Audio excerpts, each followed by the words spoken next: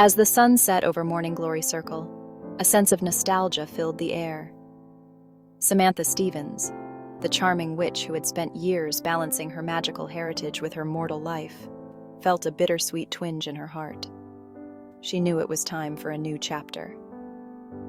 Darrin, her ever-supportive husband, had just returned from work, carrying a bouquet of flowers. "For you, Sam," he said with a warm smile.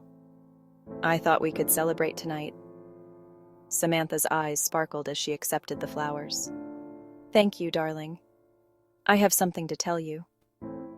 Before she could continue, Endora, Samantha's mischievous mother, appeared in a puff of smoke. "Oh, do tell, Samantha." "I'm all ears," she said with a playful grin. Samantha took a deep breath. "Mother, Darrin, I've decided it's time for us to move. We've had so many wonderful memories here, but I think it's time for a fresh start." Darrin looked surprised but intrigued. "Where are we going?" "To a place where we can truly be ourselves," Samantha replied. "A place where magic and mortals coexist harmoniously." Endora raised an eyebrow. "And where might that be, dear?" Samantha smiled mysteriously. "You'll see." With a wave of her hand, Samantha transported them to a picturesque village nestled in a lush valley. The village was filled with both magical beings and mortals living side by side, embracing their differences and celebrating their unique abilities. As they settled into their new home, Samantha and Darrin realized that this was the perfect place to raise their children, Tabitha and Adam. The village offered a sense of community and acceptance that they had always longed for. Endora, though initially skeptical, found herself enchanted by the village's charm. She even made a few new friends among the magical residents. As the days turned into weeks, the Stephens family thrived in their new environment. Samantha continued to use her magic for good, helping her neighbors and spreading joy wherever she went. Darrin found a new job that allowed him to work from home, giving him more time to spend with his family. One evening, as they sat around a bonfire with their new friends, Samantha looked at Darrin and whispered, "This is our happily ever after." Darrin squeezed her hand and smiled. "Yes, it is." It was a bright and sunny morning in the magical village when Samantha received an unexpected call from her Uncle Arthur. "Samantha, my dear niece, Serena and I are planning a visit. We can't wait to see your new home," he exclaimed with his usual exuberance. Samantha was thrilled. Uncle Arthur, with his playful antics and mischievous sense of humor, always brought a sense of fun and excitement. Serena, his equally enchanting niece, was known for her charm and wit. The thought of their visit filled Samantha with joy. When the day of their arrival came, Samantha and Darrin prepared a warm welcome. As soon as Uncle Arthur and Serena appeared in a flash of light, the house was filled with laughter and magic. "Arthur, Serena, it's so wonderful to see you both," Samantha said, embracing them. Uncle Arthur grinned. "And it's wonderful to see you, Samantha. This village is quite the magical haven, isn't it?" Serena nodded in agreement. "It's beautiful here. I can see why you chose this place." Darrin, always a good sport, welcomed them with open arms. "It's great to have you here. Make yourselves at home." As the day went on, Uncle Arthur entertained everyone with his magical tricks and jokes. He turned the living room into a circus, complete with juggling clowns and acrobats. Serena, on the other hand, shared stories of her adventures and enchanted everyone with her delightful personality. Tabitha and Adam were especially thrilled to have their great-uncle and cousin around.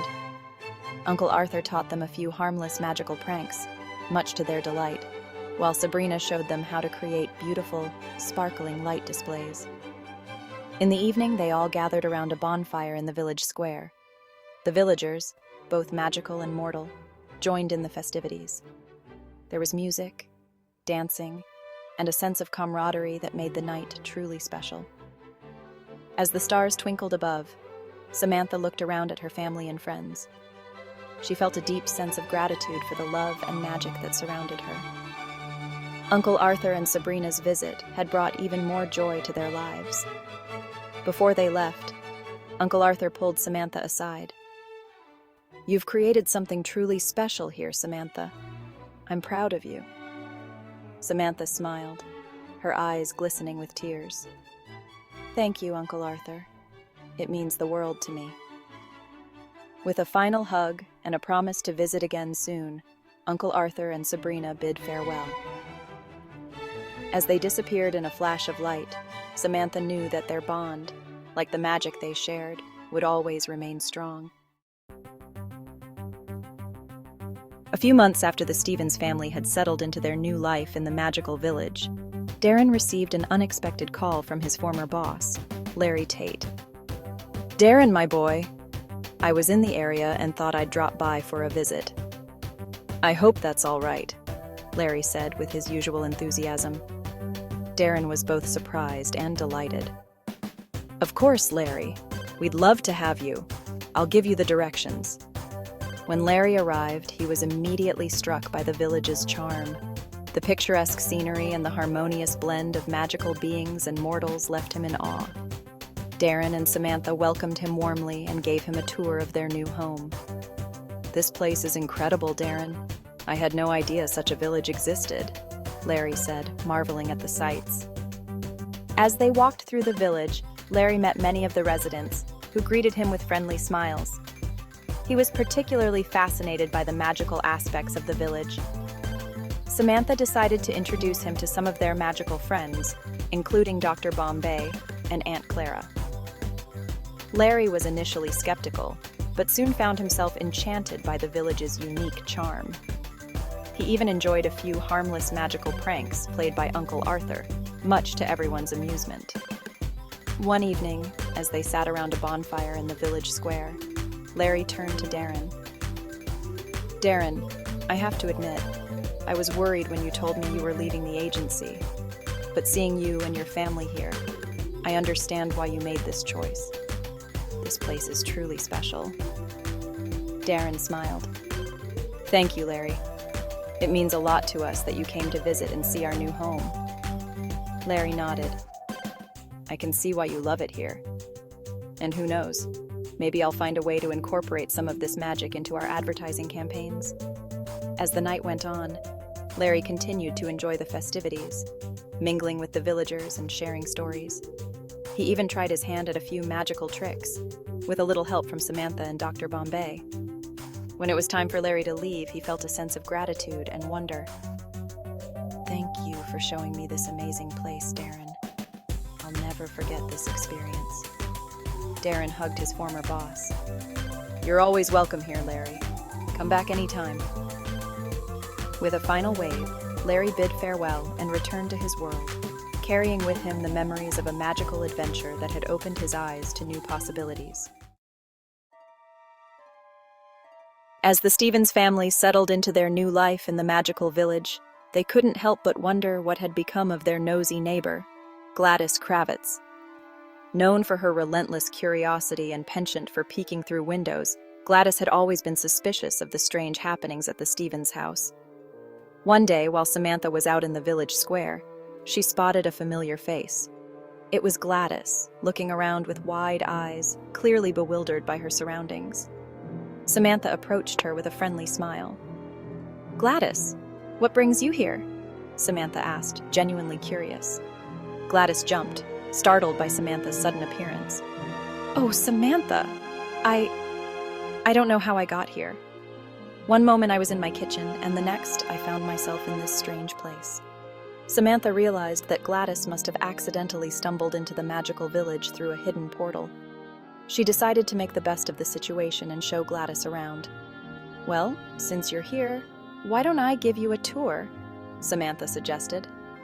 Gladys hesitated, but eventually agreed. As they walked through the village, Samantha introduced Gladys to the various magical beings and mortals living harmoniously together. Gladys was initially overwhelmed, but as she saw the kindness and acceptance in the village, she began to relax. They stopped by a quaint cafe where Samantha ordered them some tea.